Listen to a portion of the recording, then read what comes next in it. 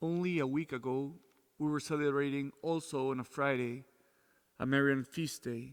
We were celebrating the Nativity of the Virgin Mary. And 7 days later, we come across a new celebration of our Mother, but now the celebration is called Our Lady of Sorrows. This feast can be challenging because it may seem like we're celebrating the pain and the suffering that she had to endure. But I want to offer you two reflections on what it means or how can we understand this feast day. So when we come across the life of the saints, there's always a particular pattern that we can discover. The greater the gifts that a saint receives, the greater the sufferings that the saint has to endure. The Virgin Mary is a great example. But I'll give you, for example, another name, Padre Pio, Father Pio of Pietrelcina. In both lives, you can see the pattern. The greater the gifts the person receives, the greater the suffering that this person is called to endure. Father Pio had the great gift of receiving the stigmata of Christ. And he had to endure not only the pain of the stigmata, but especially the persecution of his own religious community and of the church. And he knew that the gift that he had received came together with a great suffering, with the sign of the cross. It's the same with the Virgin Mary. Her gifts are so great, and her gifts are the greatest gifts that a person could receive, and that's why her sufferings were also equally great. So the question is, why does always gifts have to come with suffering? Isn't it possible for there to be God's gifts without suffering? Wouldn't that be a great combination? So I could think of a double reason of why these things always come together. The first reason is purification of intention. I think that when you receive gifts, God needs you to suffer so that these gifts can be held or used for the right reasons.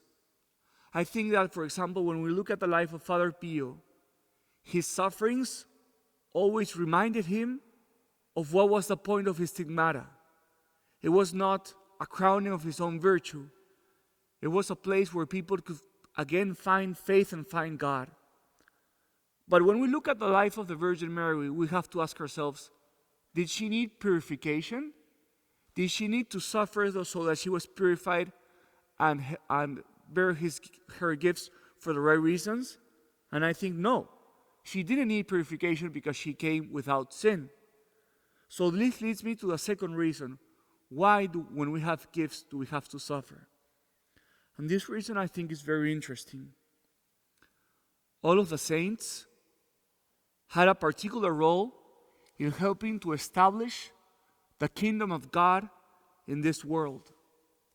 But this process of establishing the kingdom of God in the world is not an easy process. You know why? Because if you want God to reign, that means you have to take out the false idols who are reigning in this world.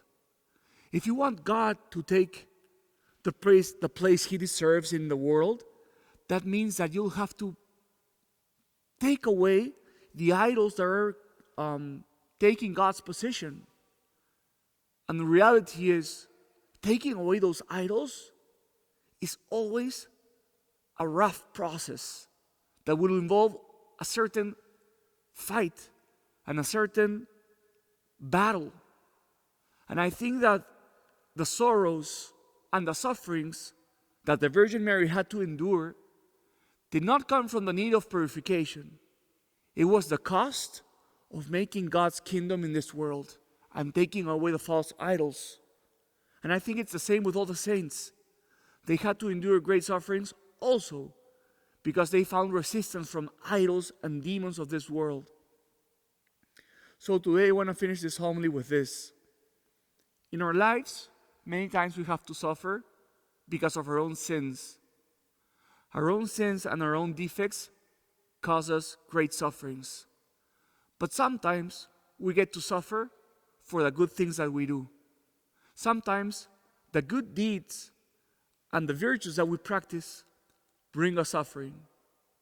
So my challenge is, let us suffer less for our own sins, and let us endure with joy the sufferings that come from our